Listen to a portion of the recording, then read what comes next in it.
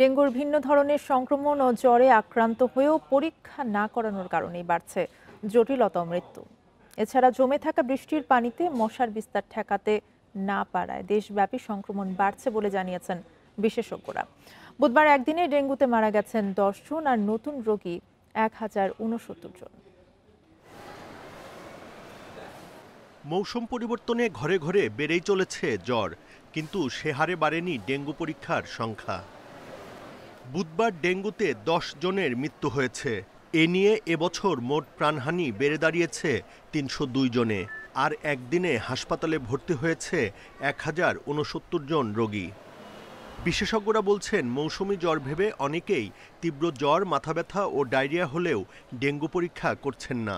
ফলে রোগীর জটিলতা ও মৃত্যুহার বাড়ছে। মশা কামড় দেওয়ার পর জীবাণু শরীরে প্রবেশ করার পর একটা ইনকিউবেশন পিরিয়ড আছে, মানে যে সময়টায় তার জ্বর আসা পর্যন্ত অবধি যে সময়টা, সেই সময়টা কিন্তু একটু 2 থেকে 3 দিন। যাই হোক, আমরা জ্বরের প্রথম 24 ঘন্টা থেকে 48 ঘন্টার মধ্যে একটা পরীক্ষা করি। সেটি কিন্তু খুবই দ্রুত সময়ে ডেঙ্গু নিরূপণ করে। সেটা হচ্ছে ডেঙ্গু NS1। স্বাস্থ্য অধিদপ্তরের তথ্য অনুযায়ী নভেম্বরের 5 দিনেই ডেঙ্গুতে মারা গেছে 24 জন। বুধবার মারা গেছেন ঢাকা দক্ষিণে 5 জন, ঢাকা উত্তরে 3 জন এবং খুলনা ও বরিশাল বিভাগে 1 জন করে। বিশেষজ্ঞরা বলছেন, গত বছর ও এবছর মৃত্যুহার বৃদ্ধির কারণ ডেঙ্গুর ভিন্ন সেরোটাইপ। 2024-এ কিন্তু ডেন 3 এর আধিক্য ছিল, এবং 2025-এ আবার ডেন 2 দিয়ে আক্রান্ত দেখা যাচ্ছে।